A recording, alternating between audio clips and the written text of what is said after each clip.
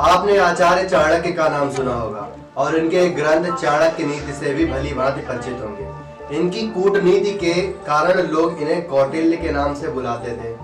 आप अपने श्लोक में इन्होंने लिखा है कि मूर्ख शिष्य को उपदेश देने, दुष्ट स्त्री के भरण पोषण करने तथा दुखी व्यक्तियों के संग में रहने से बुद्धिमान व्यक्ति को भी कष्ट उठाना पड़ता है। आचार्य ने कहा है कि मूर्ख शिष्य को भली बात के लिए कभी प्रेरित नहीं करना चाहिए, यानी जिसको ज्ञान की जरूरत है उसी को ज्ञान देना चाहिए।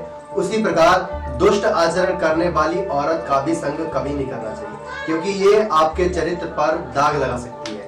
इसके अलावा आचार्य दुखी व्यक्ति के पास उठने बैठने से भी सलाह देते हैं कि यदि बुद्धिमान व्यक्ति ऐसे व्यक्ति की संगत करेगा तो उसे भी निश्चित रूप से दुख उठाना पड़ेगा।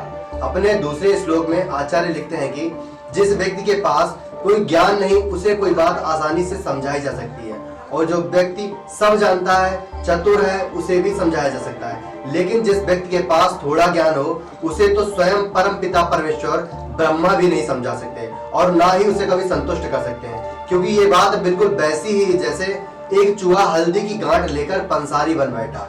आचार्य ने यह भी कहा है कि जो स्त्री अपने पति की सच्ची ना हो वो दूसरे प्रेमी का क्या भला करेगी। इसी प्रकार दुखी व्यक्ति का संग करने से व्यक्ति को निराशा घेर लेगी और इस व्यक्ति का जीवन तनाव से भर जाएगा, और जो व्यक्ति इस प्रकार के दुखों से घिरे होते हैं उनका विवेक नष्ट हो जाता है और इसके कारण इसके साथ साथ उनमें बुराइयां पनपने लगती हैं, लालची, कठोर, निर्दयी हो जाते हैं। इसलिए आचार्य समझदार व्यक्ति को ऐसे लोगों से दूर रहने को बोलते हैं। इसके अलावा आचार्य ने यह भी कहा है कि दुखी व्यक्ति का कभी संग नहीं करना चाहिए, क्योंकि दुखी व्यक्ति दुख मतलब अकेला नहीं आता है। जिस प्रकार कोई व्यक्ति यदि फटी चादर ओढ़कर लेट जाए तो पैर या हाथ लगने से वो और फट जाती है, उसी प्रकार बुरी संगति के व्यक्ति अकेले नहीं आते, वे अपने साथ बुराइयां भी लाते हैं। तो कैसी लगी वीडियो, चैनल को सब्सक्राइब करें। Thank you for watching.